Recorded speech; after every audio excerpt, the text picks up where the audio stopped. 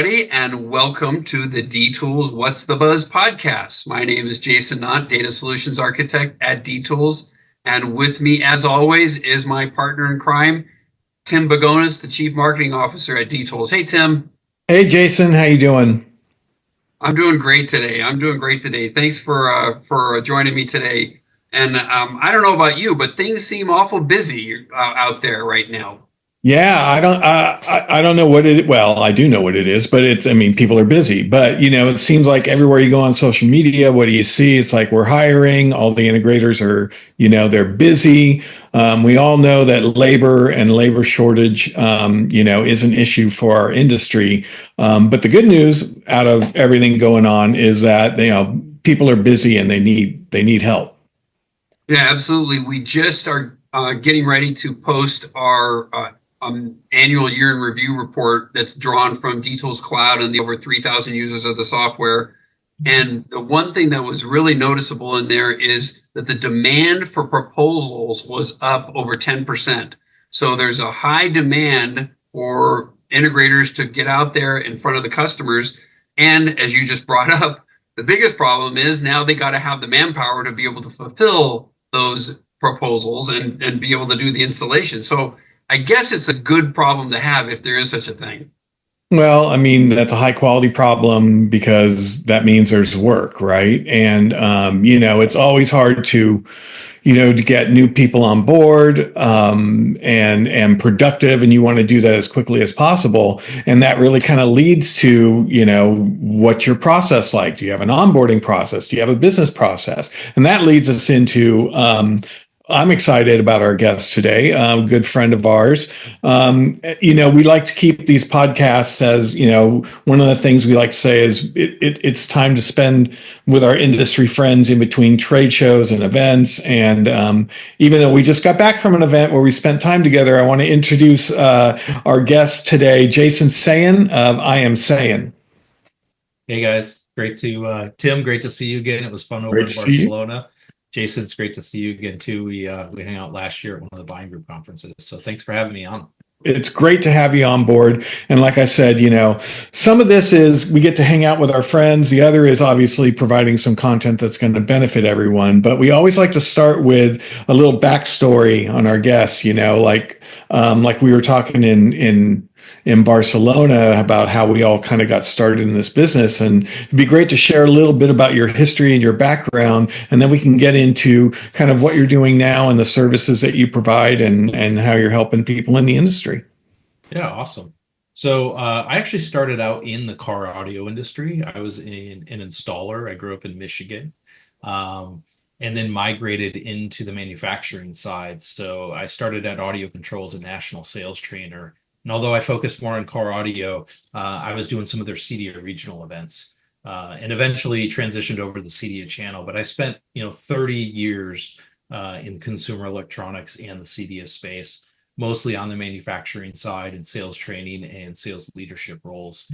And it was 2018 where I pursued my Lean Six Sigma Black Belt, which is really just a certification that you can get to learn how to identify and eliminate waste in a process. And it's used a lot on the manufacturing side.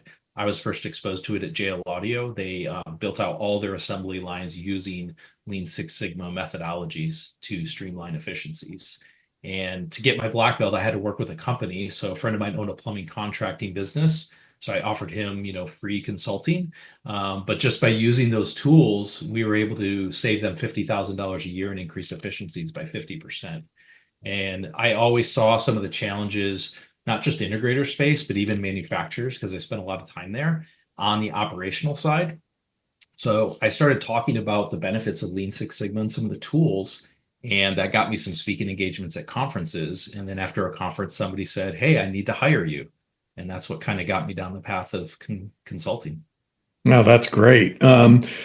So are you finding that integrators are taking to the concept of the Lean Six Sigma, and is it something that you can kind of translate into layperson's terms? Like, I'm just a marketing guy, so what would that mean for me as an integrator?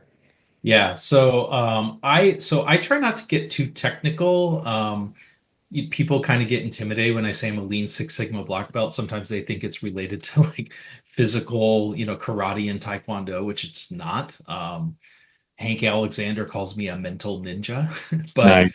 but that's what I really liked about it. So, related back to JL Audio, if you've ever toured their factory, if they have 12 people on the assembly line, everybody's job before they start their task is to check the previous person's work. And it's a simple thing like that so that you catch something before it gets too far along, which allows you to minimize waste. Because if you don't check the speaker until it gets to the end of the assembly line, you probably have a 50-50 chance whether you can actually save it or scrap it.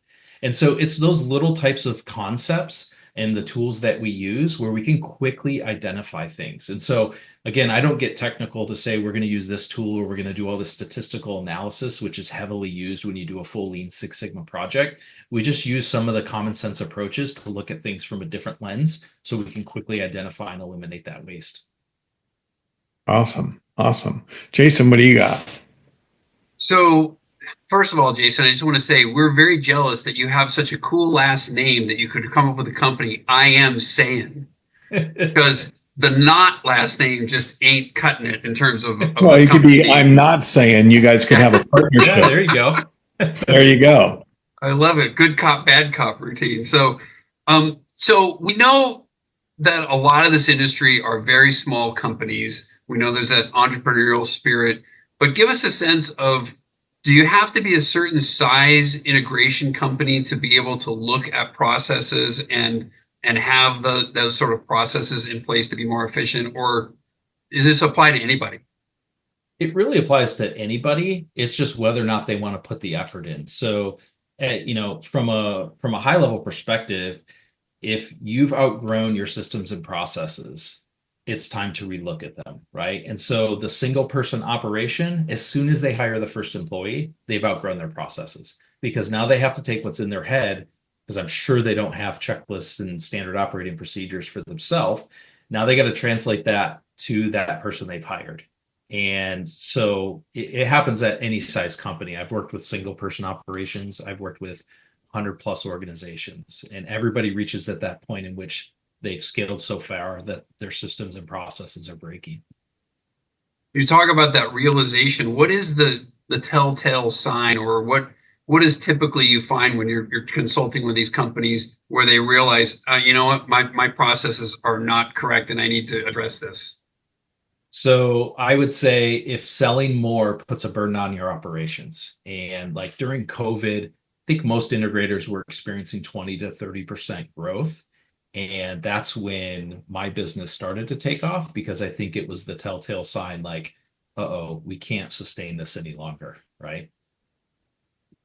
What are the common bottlenecks you find when you're dealing with customers? Is there some sort of real commonality that you find almost every time when you walk into a company, or is it different? No, it's almost always the same one. So if we follow kind of the path of a project, we all know what it looks like from a sales perspective into production. The first one is that handoff from sales to production.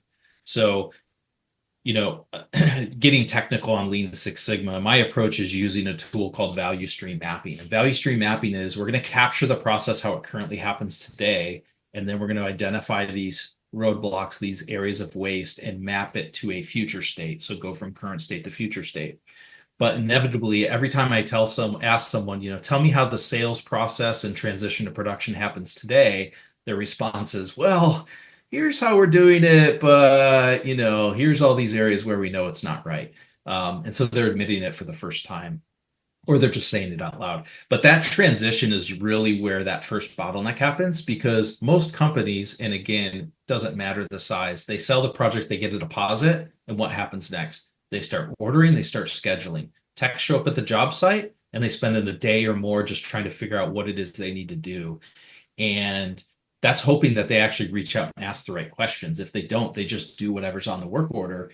And then that all that stuff that gets missed becomes a even bigger problem later on in production. It becomes change orders, it becomes, a ton of work. And so having like a structured project kickoff meeting or a way of transferring the project from sales to operations, giving everybody the opportunity to ask questions, maybe make changes, is really that first line of defense. After that, the change order process is always not defined and a gigantic mess. Nobody owns it, so it just becomes this big problem. I know you guys probably see that all the time.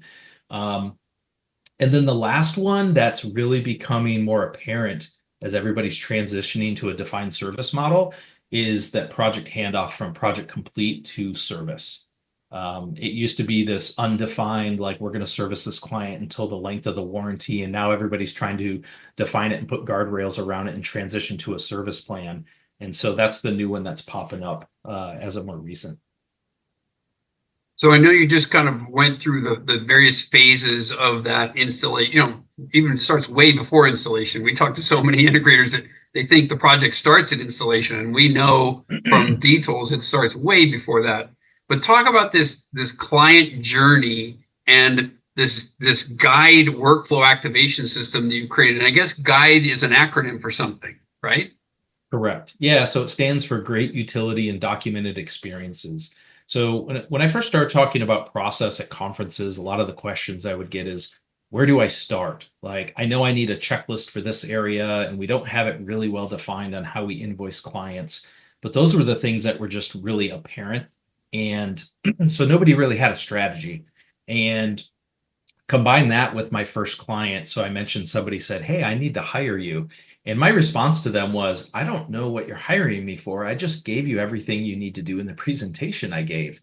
And his response is really what kind of changed the trajectory of my career, which was, I need you to capture what's in my head about how the project flows through the company in a visual format so everybody knows how the work gets done. And I went, okay, I know what tool I would use in Lean Six Sigma to do that. So that's what led me to develop what I call the client journey, which is literally a 10,000-foot view of the business showing how a project starts from the very inception of like marketing, and then how it flows through the different departments, what the milestones are across all the phases. And what that does is really just gives you the lens to view your business through. And so when you take that client journey and you start looking at your business that way, you can identify all the knowledge gaps, not just the ones that you're aware of, but the ones that you're not aware of, right? Those blind spots. You can identify all the software gaps and also the alignment gaps of where there's not really a defined responsibility between the teams. So that's kind of been the core of my service. And then the activation side of it is, okay, we did all this work, we created all this documentation. Now we got to get everybody following it. We got to optimize our software to follow our process. So the entire services of identifying everything up front and then having a way to get the everything activated in the company so that we can change the way we're doing things. So something that's near and dear to my heart and also to Tim's is that after installation service. Are you sensing, or are you getting a sense from integrators that they are now emphasizing more of that post-installation service as part of their business versus, one and done, and I hope that customer never calls me again kind of attitude? Yeah, 100%. So I have an intake form that I get from every client, and one-on-one, I've worked with close to 100 integrators around the globe, sizes from 1 employee to 100. So I think that covers a good scope. One of the questions I ask is, do you currently sell a service plan? Yes or no? And if the answer is no, would you like to in the future? Half of them are selling a service plan, and guess what the other half are doing? They want to sell one in the future. Yeah. So 100%. Yeah, and I find, there's a lot of similarities there, Jason, between, what we uncover as we're talking to our customers, helping them define really, why are you looking at a solution? Why are you talking to us, right? What are the problems? And part of our job is to really kind of help discover those areas where we believe the software can help them. And then we need to develop an implementation plan, and we need to get them not just thinking about how to use the software, but how it relates to then kind of what you're talking about is, you can't really automate a process if you don't know what your process is. And you have to identify the areas that are your problem areas before you can begin to fix it. And then you need to have a way to address them. And then you can get everybody on board to understand this is how we're going to address those issues as a business as we move forward. And I see that, one of the things I'm excited about working together with you is that we can together really help identify those gaps in the business through your processes. And by the way, our software is a really good platform to help implement, and if not ours, at least there's other solutions out there that companies can use once they've identified those areas. And I think the key there is really that unlocking and that trying to get, I really like what you said is like, we're hiring you to get what's out of my head into a visible way for us to deal with it. Yeah, I was actually in San Diego last week with a company that manufactures timers and control valves for large scale irrigation systems. So think of colleges, universities, city parks. And so they don't do the installations, they're the manufacturer, but their service team gets involved in after sales support, after installation support. And they're having the same problem. Like they have a 10-year warranty, and currently they're pretty much servicing it through that 10 years because it's not defined. And to your point, they didn't have a software. And so we spent the afternoon talking with the team of, hey, how many guys are in the field every day? There was about a dozen field service technicians. And I asked, how many of you are getting contacted by clients directly? They all raised their hand. And so they're spending time after the job sites and on weekends or interrupting their days taking these calls.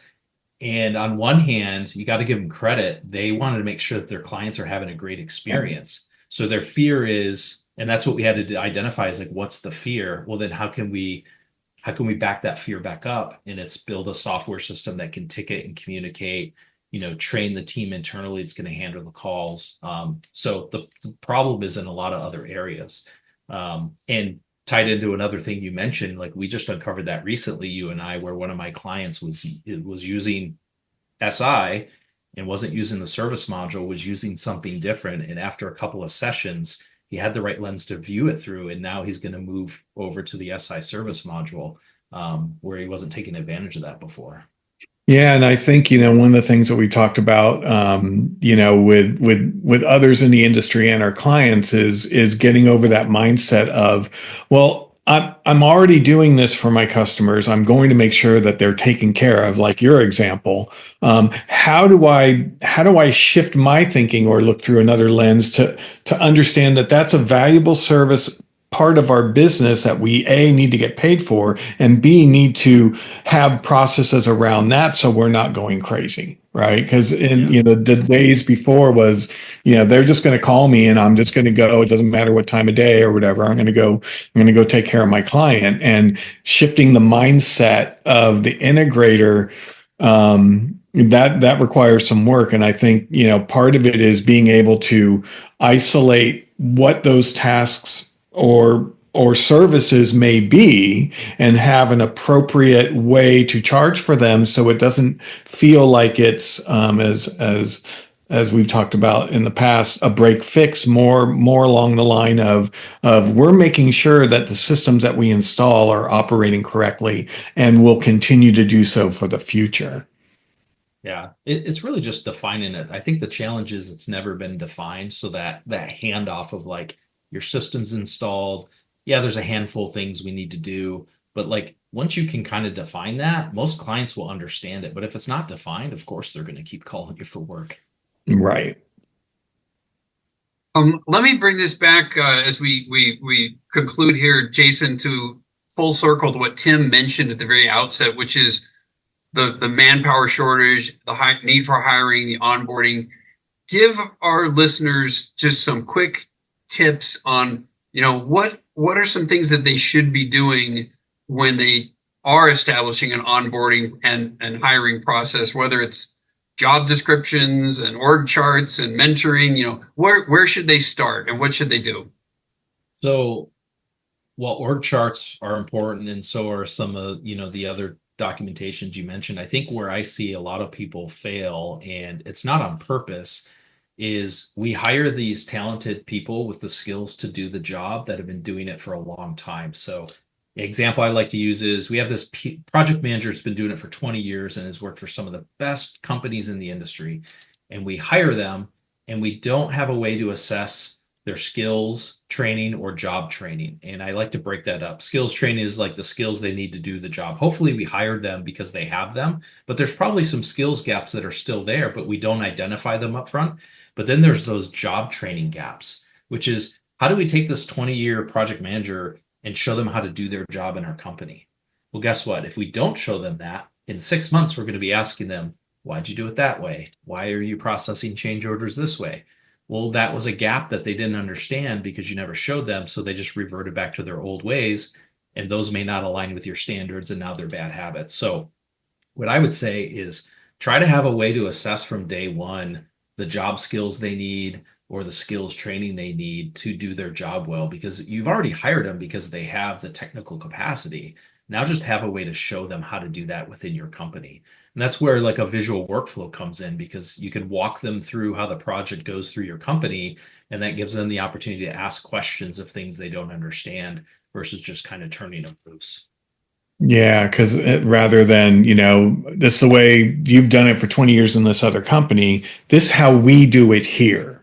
Right. And it's important, to understand that, and then they can bring their skills to bear. But that's what we find when we're onboarding new people as well. It's like, you want to get the talent, you want to play on their strengths, but there's a certain way that we do things here, and this is how we do it. And eventually you'll be able to, find your way, but we got to outline it.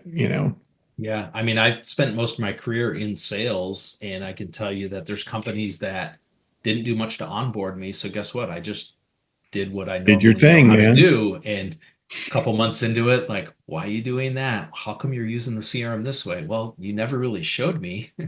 But then I have companies that were very clear, like these are our expectations, right? And so it's important we do that. And it's not a heavy lift to do that, right? It's just taking that time up front. Yeah, and I think, the thing that we find, we're often calling people and they're up on a ladder or they're doing something in the middle of it. And then the whole thing is like, well, I'm too busy. I'm too busy to do this, or I'm too busy to implement the software. And I don't know. It's kind of like, I try and tell my team as well. If there's something that needs to be done, you can have your checklist or you can put it on the calendar. If it's important enough for you to spend time on it, then you need to make sure that you have the time. Whether it's a half an hour a day or an hour here or an hour there, use the calendar, because without you reserving that time, your checklist always gets pushed. But if it's on the calendar, it's important enough where that time is reserved to take care of this. And I've learned that over the years that's my, I live and die by the calendar, which is good or bad. If it's not in the calendar, I don't know what to do. But I also know that if there's something that I really need to get done, I'm putting it on the calendar to reserve the time. Otherwise, it won't get done. Yeah, you never find the time. You got to make the time, right? Yeah, I knew an integrator that he was the CEO and fairly large company, but their practice was as soon as somebody got hired, they were setting calendar dates from day one for 30, 60, 90 days as check-ins, and they're there, right? And so now you can't avoid them, and it forces you to do the activity. Yep. Very good. All right, this has been great information. Jason, if one of our listeners or watchers on YouTube wants to get a hold of you and I Am Sayen, where should they go? Yeah, just go to my website, which is IAMSAYEN, so iamsayen.com. You can book a meeting directly from my calendar there. You could reach out and send me a direct message and set up a call. Awesome. Well, this has been great. It's been a great chat. I know we could keep going, but I really appreciate the time, Jason, and Jason. So I got the two Jasons. And if you guys like what you're seeing, give us a like on Facebook, subscribe to us on Spotify, Apple. Jason, you always do that stuff. Yeah. So remember, you can hit the like button and the subscribe if you're watching us on YouTube. And also, we are on all the podcast platforms, Spotify, Apple. So please make sure you download the episode so you don't miss a single episode. And thanks, everybody, for listening. Thanks, Jason. Thanks, Tim, as always. And everybody have a great afternoon.